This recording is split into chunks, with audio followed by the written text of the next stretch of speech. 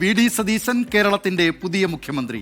നീണ്ട ചർച്ചകൾക്കും അനിശ്ചിതത്വങ്ങൾക്കും ഒടുവിൽ AICC നേതൃത്വമാണ് വി.ഡി. സതീശനെ മുഖ്യമന്ത്രിയായി പ്രഖ്യാപിച്ചത്.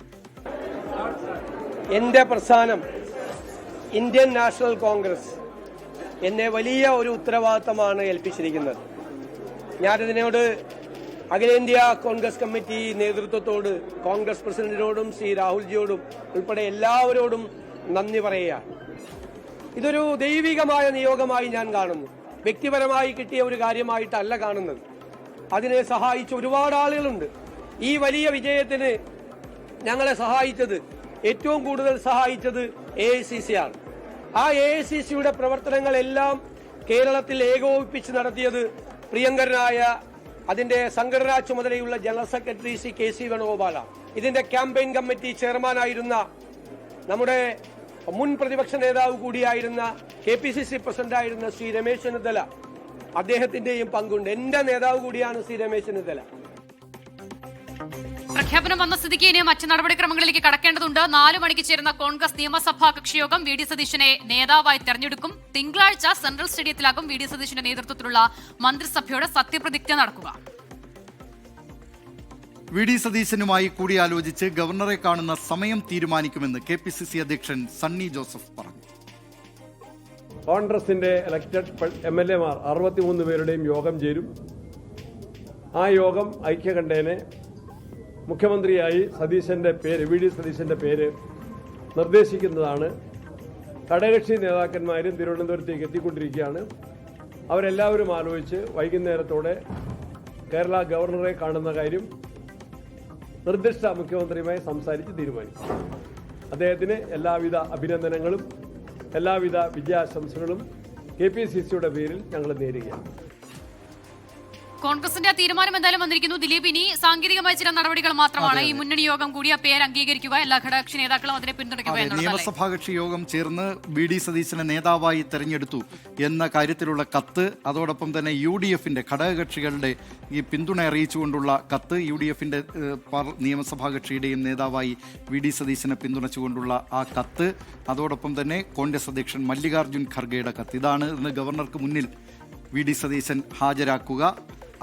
ഏതായാലും ഇതിന്റെ വിവരങ്ങളുമായി ബൽറാം നെടുങ്ങാടി ഡൽഹിയിൽ നിന്ന്, അതവിടെ നടക്കുന്ന കോൺഗ്രസ് ചർച്ചകളുടെ വിശദാംശങ്ങളുമായാണ് ബൽറാം നെടുങ്ങാടി ചേരുന്നത്. ബൽറാം, എന്തൊക്കെയാണ് ഇന്ന് ഡൽഹിയിൽ സംഭവിച്ചത്?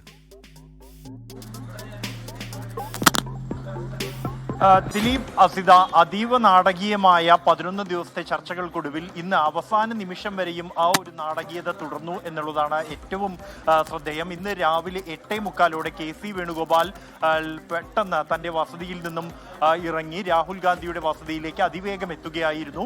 അവിടെ വെച്ച് നടന്ന ചർച്ചകൾ ഈ ഒരു തീരുമാനം അതിന്റെ പ്രഖ്യാപനത്തിലും ഉൾപ്പെടെ ബാധകമായിട്ടുണ്ട് എന്നാണ് ലഭ്യമാകുന്ന സൂചനകൾ. അവസാനഘട്ട ചർച്ചകൾ ോടൊപ്പം തന്നെ ഈ KC വേണുഗോപാലിനെ അന്വയിപ്പിക്കാനുള്ള ശ്രമങ്ങളുമാണ് ആ ഒരു കൂടിക്കാഴ്ചയിൽ ഉണ്ടായത്.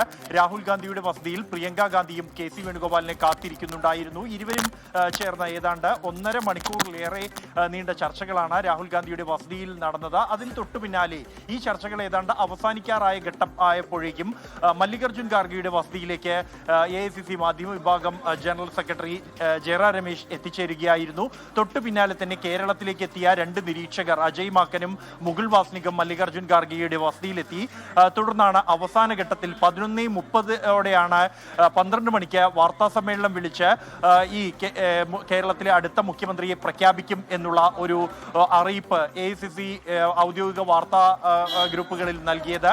തുടർന്ന് 12 മണിക്ക് നടന്ന വാർത്താ സമ്മേളനത്തിൽ ഒറ്റ വരിയിൽ ഒതുക്കുകയായിരുന്നു ഈ പ്രഖ്യാപനം. മറു ചോദ്യങ്ങളൊന്നും എടുക്കില്ല എന്ന് ആമുഖമായി തന്നെ ജയറാം രമേശ് പറഞ്ഞിരുന്നു. ദീപാദാസ് മുൻഷി 7-ാം തീയതി ചേർന്ന കോൺഗ്രസ് നിയമസഭാ കക്ഷി യോഗം കോൺഗ്രസ് അധ്യക്ഷനെ അടുത്ത മുഖ്യമന്ത്രിയെ തെരഞ്ഞെടുക്കാനുള്ള അധികാരം നൽകിയിട്ടുണ്ടെന്നും അതനുസരിച്ച് കോൺഗ്രസ് അധ്യക്ഷൻ ലോക്സഭാ പ്രതിപക്ഷ നേതാവും മറ്റ് നേതാക്കളുമായി കൂടിയാലോചിച്ച ശേഷം അന്തിമ തീരുമാനത്തിലേക്ക് എത്തിയിരിക്കുന്നുവെന്നും വി ഡി സതീശനെയാണ് അടുത്ത മുഖ്യമന്ത്രിയായി തെരഞ്ഞെടുത്തിരിക്കുന്നത് എന്നുമുള്ള ഒറ്റ വരിയിൽ ഒതുക്കുകയായിരുന്നു.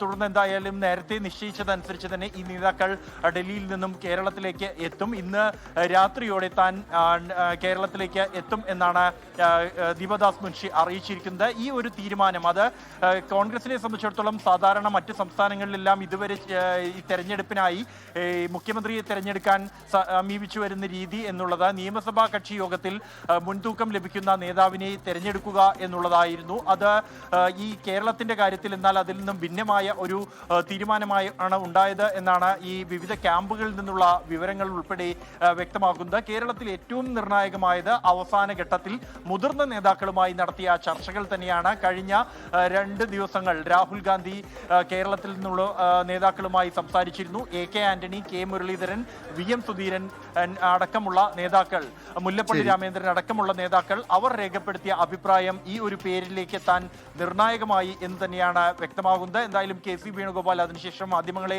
കണ്ടു. അദ്ദേഹം പാർട്ടി നേതൃത്വത്തിന്റെ തീരുമാനം അദ്ദേഹം അംഗീകരിച്ചിരിക്കുകയാണ് പൂർണ്ണ മനസ്സോടെ. അതേസമയം വൈകാരികമായ ഒരു പ്രതികരണവും അദ്ദേഹം ആ ഘട്ടത്തിൽ നടത്തിയിട്ടുണ്ട്.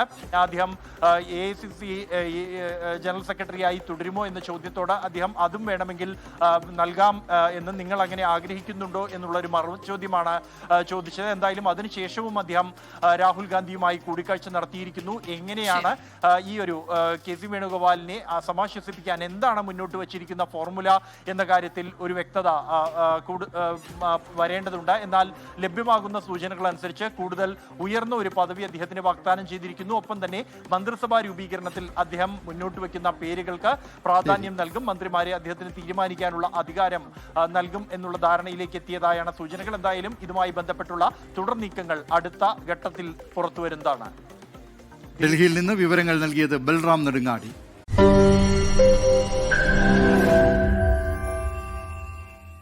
ലോകത്തെവിടെയായാലും ഏത് സമയത്തും 24 വാർത്തകളും ഓഗ്മെന്റഡ് റിയാലിറ്റി പാക്കേജുകളും എക്സ്പ്ലെയിനറുകളും വിശദമായി കാണാൻ ഞങ്ങളുടെ യൂട്യൂബ് ചാനൽ നിങ്ങൾക്ക് സബ്സ്ക്രൈബ് ചെയ്യാം.